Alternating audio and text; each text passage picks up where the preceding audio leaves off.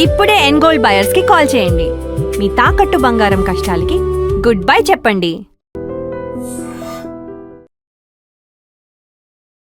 I dream చూస్తున్న ప్రేక్షకులందరికీ నమస్కారం.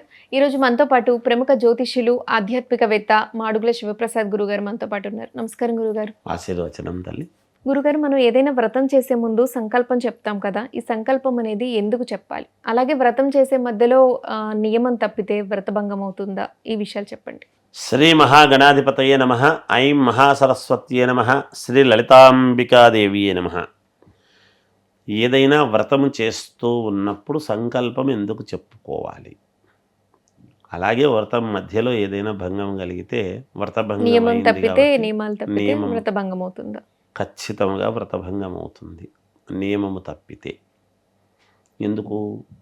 వ్రతం అనేటువంటి పదం వాడుతున్నప్పుడు ఏమిటి అంటే, ఆద్యంత పర్యంతము ఆ వ్రతము సంపూర్ణమయ్యేంత వరకు మనము ఎలా నియమముతో ఉండాలనో ఆ నియమాన్ని పాటించి సంపూర్ణము చేస్తేనే దానికి పూర్ణత్వం అవుతుంది.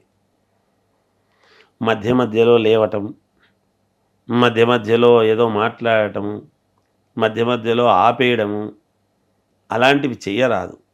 కంటిన్యూటీ అనేటువంటిది ఎప్పుడు కూడా ఉండాలి.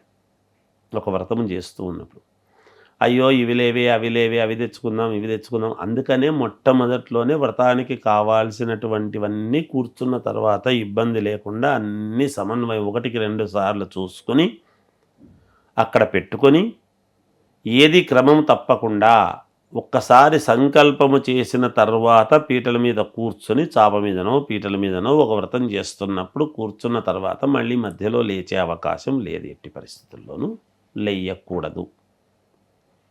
ఆ నియమం అనేటువంటిది ఎప్పుడు తప్పరాదు. ఒక్కసారి కూర్చున్న తర్వాత వ్రతం చేసుకుంటామని తర్వాత మధ్యలో లేవకూడదు. ఆ వ్రతము సంపూర్ణమై వ్రతము వ్రత కథ దానికి సంబంధించింది ఏదో ఉంటుంది. మహామంగళహారతి ఇచ్చేంత వరకు లేయకూడదు. లేచిన తర్వాత ఏది తీర్థప్రసాదాలు తీసుకొని లేచిన తర్వాత మనం మిగతా వ్యవహారాన్ని చూసుకోవచ్చు. ఎంతసేపు చేసుకోవాలి గురుగారు వ్రతం అనేది? ఆ వ్రతం సమయాన్ని బట్టి, ఆ వ్రతాన్ని బట్టి మన ఇష్టం. 3 గంటలు చేయొచ్చు, 2 గంటలు చేయొచ్చు. అక్కడ సందర్భాన్ని జరుగుతూ ఉండేటువంటి విధానం అన్నీ సమన్వయం చేసుకున్నాము అంటే జాగ్రత్తగా ఆ చేసుకునే వ్రతాన్ని బట్టి ఉంటుంది. సత్యనారాయణ స్వామి వ్రతం అయితే ఎట్లా, వరలక్ష్మి వ్రతం అయితే ఎట్లా, ఇంకొక వ్రతం అయితే ఏమిటి, ఇంకొక వ్రతం వెంకటేశ్వర స్వామి వ్రతం ఏమిటి, వైభవలక్ష్మి వ్రతం ఏమిటి, ఇంకొకటి ఏమిటి. ఆ వ్రతాన్ని వ్రత నియమాన్ని బట్టి ఒక్కోదానికి ఒక్కో పద్ధతి అనేది ఉంటుంది. ఆ విధముగా ఒక వ్రతం అనేది దేనికి చేస్తున్నాం మనము? ఒక సంకల్పం. ఆ సంకల్పం అనేది ఉండాలి కదా. మరి సంకల్పం ఎందుకు చేయాలి? నేను పలానా మావారు, నేను నా భార్యతో కూడా కూర్చొని నేను చేస్తున్నాను. లేదు స్త్రీమూర్తి ఒకతే కూర్చొని చేసుకునేటువంటి వ్రతం ఇచ్చాడు. ఆ వ్రతం ఇచ్చినప్పుడు ఏం చెప్పుకుంటున్నాము? మమ భర్త సహకుటుంబానాం అనేటువంటిది చెప్పుకొని, సంకల్పం అనేది దేనికో ఉండాలి కదా. మన బలం, సంకల్ప బలం అనేటువంటిది, మనకు బలం ఎక్కడి నుంచి రావాలి? మన సంకల్పములోనే బలహీనత ఉంటే భగవంతుడు ఏమిస్తాడు? మనం ఎలా వ్రతం ముందు మన మనసులో అంటే దేవుడికి స్మరిస్తూ చెప్పుకోవచ్చా గురు? అంతే కదా. మనం ఇప్పుడు ఏం చెప్పుకుంటున్నాము? పలానా పలానా సంకల్పము చెప్పుకునేసి పలానా ఈ దీని నిమిత్తము నేను ఈ పలానా వ్రత పూజ అంచ కరిష్యే అని అక్షతలు చేతిలో పెట్టి నీళ్లతో వదిలిస్తున్నాడు కదా బ్రాహ్మడు.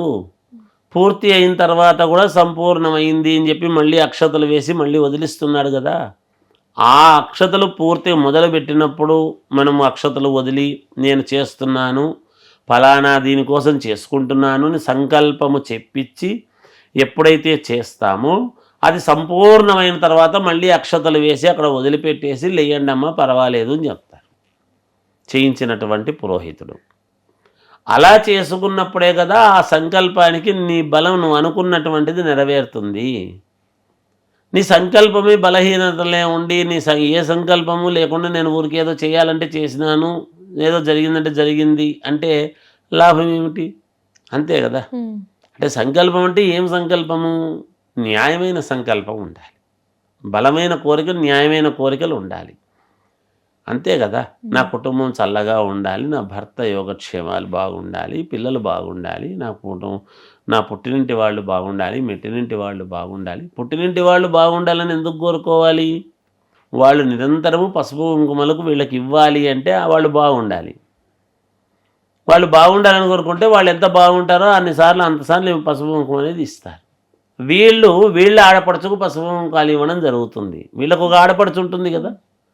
వీళ్ళు కూడా కోరుకోవడంలో అంతరం ఏమిటంటే వీళ్ళ ఆడపడుచుకు కూడా వీళ్ళు ఇచ్చి పంపించేట్టుగా వీళ్ళు బాగుండాలి, వీళ్ళ ఆడపడుచు వీళ్ళను కోరుతుంటుంది. అలా ఒకరికొకరు అని ఆడపడుచు ఇంటి ఆరాలు అని ఏవో చెప్తూ ఉంటారు. కొంచెం తెలంగాణ భాషలో మా యారాలు అని ఏదో చెప్తారు. కొంచెం ఆ భాష నాకు కొంచెం అంత వింటుంటాను కానీ ఏమిటి తెలుసుకుంటూ ఉంటాము. 30 ఏళ్ళు అయింది స్థిరపడి తెలంగాణలో అన్నా కూడా మనం కొంచెం ఇంకా తెలుసుకోవాల్సినవి ఎన్నో ఉంటాయమ్మా.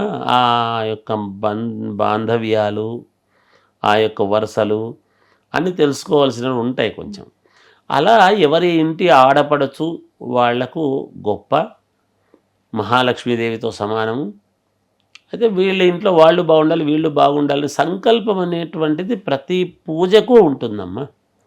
ఆ పూజ చేస్తూ ఉండేటువంటి దానికి కారణం ఎందుకు సంకల్పం చెప్పుకుంటున్నాము, ఎందుకు సంకల్పం చేసుకుంటున్నామంటే పలానా సంవత్సరము, పలానా మాసము, పలానా తిథి, పలానా వారము, పలానా నక్షత్రము, పలానా నేను, పలానా ఇండ్లు, పలానా వంశము, పలానా గోత్రము, పలానా మేము ఇది చేసుకుంటున్నాము.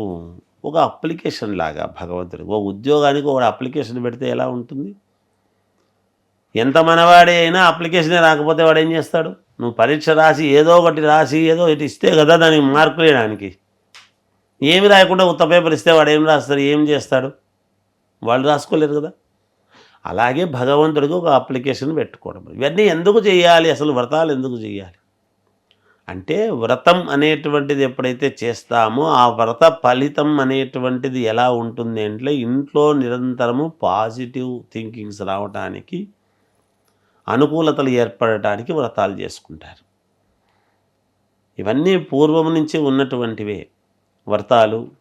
ఇవాళ యజ్ఞయాగాది క్రతువులు, ఈ పూజలు ఇవన్నీ ఎందుకు అంటే, ఎప్పుడు ఏది చేయాలనో అప్పుడు ఖచ్చితముగా వీళ్ళు నియమం పాటించకుండా ప్రతి సంవత్సరము పలానా వ్రతాలు ఇవన్నీ కూడా వీళ్ళు చేశారు అని అంటే సద్గతులు పొందటానికి అవకాశాలు ఎక్కువ.